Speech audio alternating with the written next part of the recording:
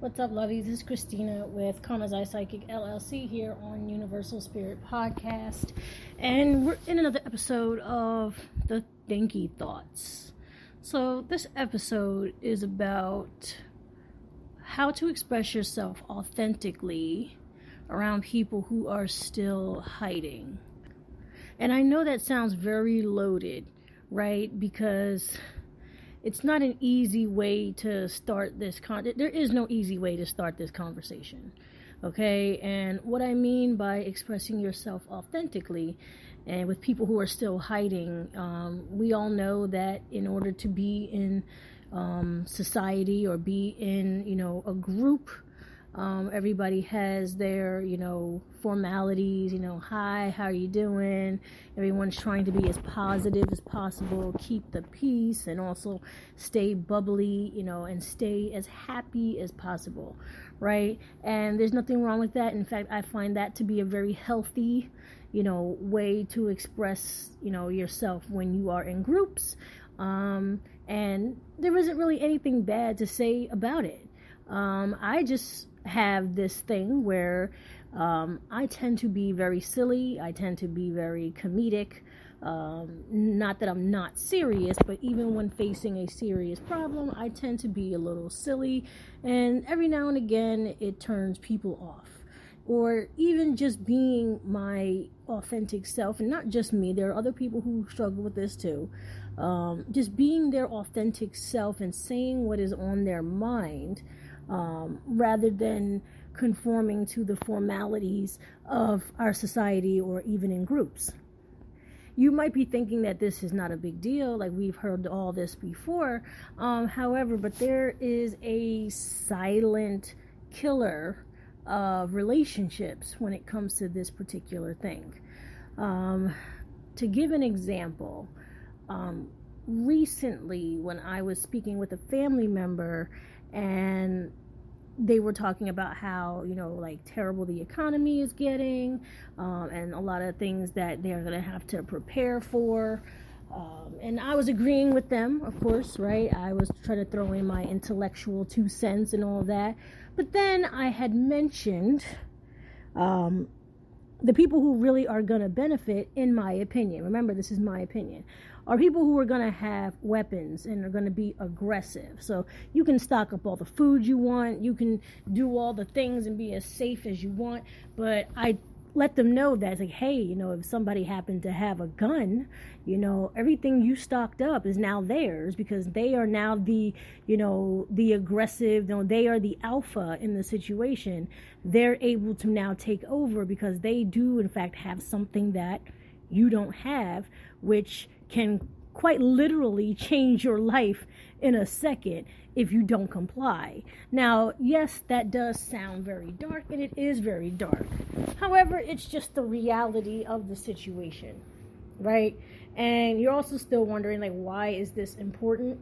Well, a lot of people who have evolved to the point where they express themselves authentically tend to turn off almost everyone they speak to or everyone they're around, because the authenticity and even the radiance of their intelligence, right, or even the radiance of their curiosity seems to be pushing against social norms.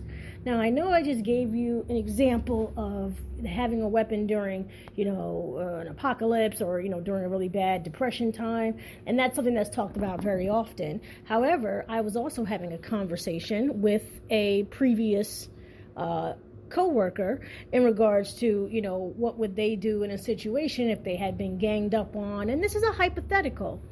And I was telling them, hey, maybe get some weapons involved. Like in my mind, I'm actually trying to solve the problem, right? I'm wanting to solve it, and then the coworker gets turned off, and they're like, "Oh no, we don't want to talk about having weapons. Oh no, that would just be so terrible." I was like, "How is it terrible in a hypothetical world? We're not actually doing it. I thought this was a hypothetical." right? Because it's almost as if when authentic people dig deep into their selves, they come up with more realistic solutions, right? More common sensual things, and actual, real life situations, or just really just explaining their intelligence. And it seems to be something that fights back, society fights back against your inner intelligence. Because if it were to be that we had a depression, or if it were that you were getting, jumped by a bunch of people and it's just you, in both situations a weapon would help. Right? That's just a no-brainer, right? That would be the easiest to go to if it was available to you. I say all this to say too is that the person with the weapon taking all of what you stocked up is assumed to be a bad person, right? But they are not necessarily a bad person. You would think that they would be more of a prepared person, or slightly unprepared but more practical person, right? It's kind of like, well, I didn't stock up like everybody else did, but I do have this weapon that will make people who have stocked up comply and give me what they have, right? So that is something that is seen as bad. It's seen as disruptive. It is shunned, and it is looked down upon. But in the brain of an intelligent person, you've already calculated, well, in either scenario, it works, right? In either scenario, you come out on top. And isn't that what we want? And that brings me to my next point. Doing things for yourself. Doing things that are self-motivated or self-serving seem to be something that authentic people express very often.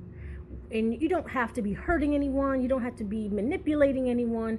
It's just when the question is asked, hey, do you want to go to this family function? And you say, no, because I don't like anybody there, should be an acceptable answer. It's not. And people go, well, why don't you like anybody there? It doesn't really matter why the person doesn't like. The person has declared their self-serving motives to stay away out of that situation for the betterment of their day or their mental health. And that doesn't sit well with society. It's kind of like you're supposed to do things that you don't like, that hurt you, so everyone else around you feels comfortable. Okay? This whole episode now just feels like a rant, and I hope all of it, if not a little bit of it, made sense to anyone that's listening. Okay? And the expression of authenticity seems to be very unacceptable to society, right? It seems to be as if society programs you to be of a hive mind, to be of a certain type of personality. Like, oh no, we don't talk about that. And you're just kind of like, who's we, right? Like when you are entering a group space and someone is asking for your opinion and you give it, and it's not what they wanted to hear, it's so much pushback, right? It's so much, oh, there's something wrong with you, when there isn't anything particularly wrong with you.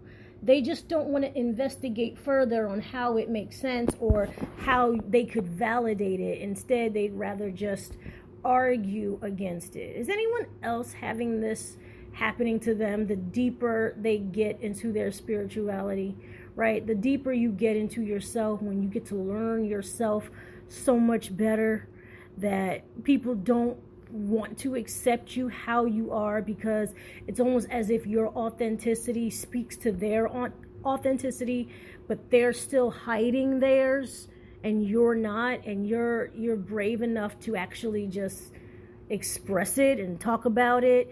Like, it is interesting how when I talk to some family members about sex, and they kind of get a little, like, they get a little red in the face, and I don't understand why. And they're just like, oh, it's just not, we don't want to talk about. I'm just like, well, you do know I have 3 children, right? Like, they didn't just spring from my imagination. Like, there was sex involved, right? Like, why can't we talk about this? We are adults. Why can this not be a conversation? It's something that happens. You're going to be really upset about what Adam and Eve did to get their 2 sons, if you want to be religious and like that. But I'm mostly curious as to why people are so offended and ashamed and uncomfortable having authentic conversations, or having very much, realness brought to any, situation, conversation, in order to, prepare or benefit or, really get an answer. Like, I just feel society lacks so much of the authentic self. And like I said, again, this might not be news to anybody that's listening. However, it's just a thinky thought that I had. Maybe there's somebody who is going through this right now and don't have anything to validate them. It's really difficult. And as a 37-year-old woman, and it's not just my family, it's some people that I've been around and people I don't even know that I've been around, and I can't seem to find an adult who really will have those conversations, like those raw conversations, or just speak their mind. And yes, it can be scary at times, and yes, it can be maybe too forward, but I don't know, like maybe it's because I just don't like the dancing around the bush type thing, where it's kind of like, if you're smart enough, you kind of know like what people want and what people want to hear, right? And it's also it's combating whether or not we can solve the problem, or we are just stuck in these formalities pretending like we just solved the problem. I oftentimes feel like I just agree with people because it's like they're never going to get it. It's like it just shows and feels how very unevolved people are. Which is sad, because it doesn't take much to evolve. We really just have to get past this, what people think about me, block. And then after we get around that, we'd be open to so many solutions, open to so many things, and a lot of realness, instead of lying about, who you have feelings about, because it's like, oh, well, I'm supposed to have feelings for this person because we share an idea, or we share a race, or we share, a profession, or whichever it is, right? I'm really tired of seeing humans and people just going in circles.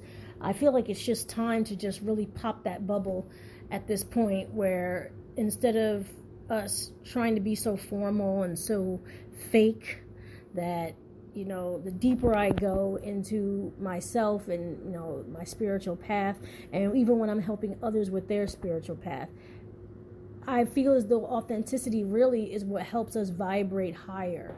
It helps us manifest a lot better, right? Like, you're not going to pray to God and, give him a fake prayer like, hey, I would really like, a raise at work, and this and that, and I'm pretty sure that is what you would want, but like deep down inside, it's just like, God, can you please just remove my supervisor, because they don't like me, and if they keep hanging around, like, I'm never going to get this promotion, right? Like, that's the real prayer. The prayer is like, can we get rid of Jeff?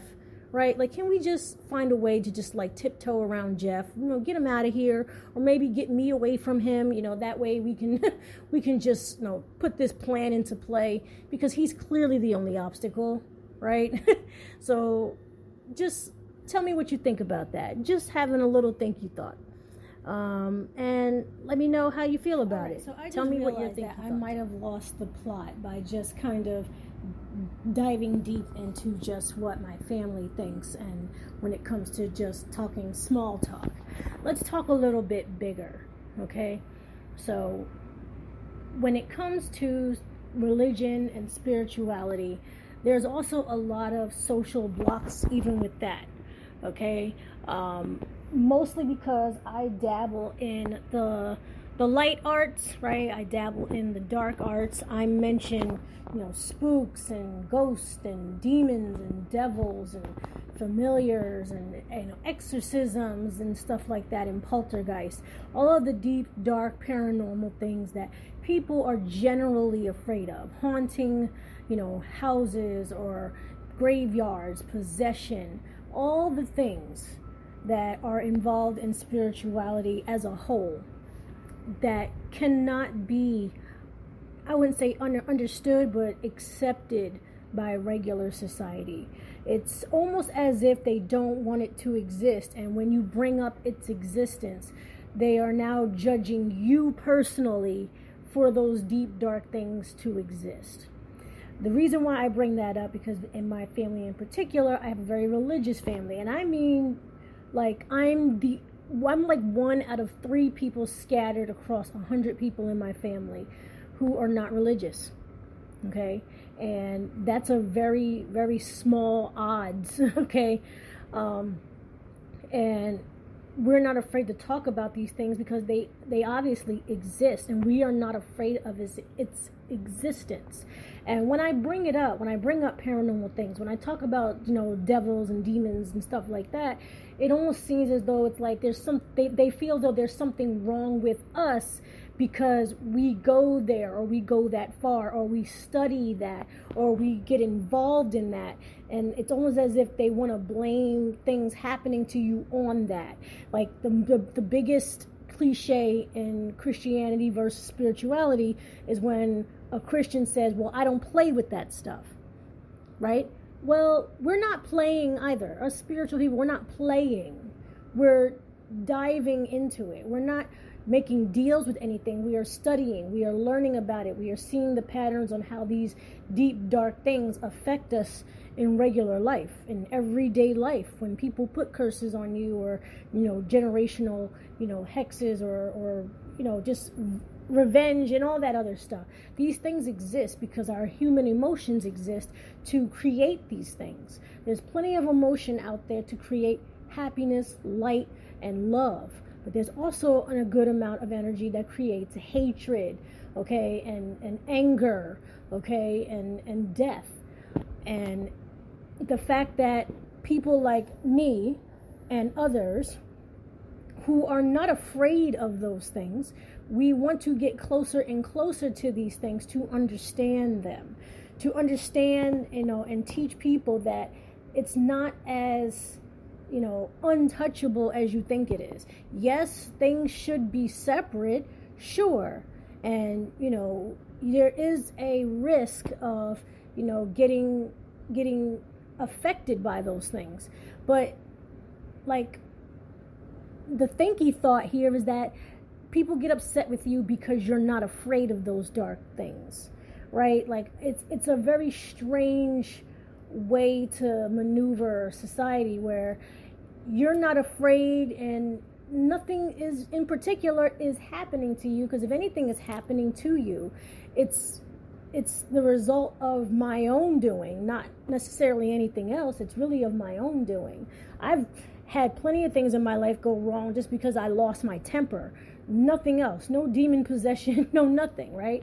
And it's almost as if, like, you're looked down upon and you're looked at, as being this terrible person because of the fact that you're not afraid of these things.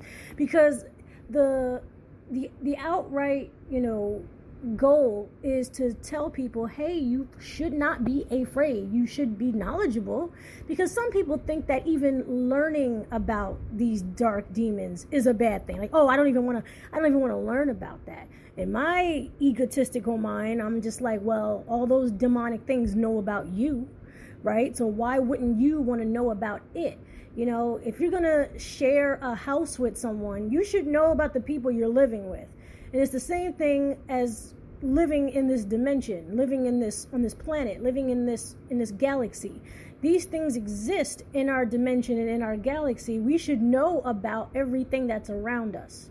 It is important, in my opinion, right? So that was just the thinky thought I was having, because it is authenticity when you want to go dark, and it's authentic to have dark thoughts, to have malicious thoughts and evil thoughts.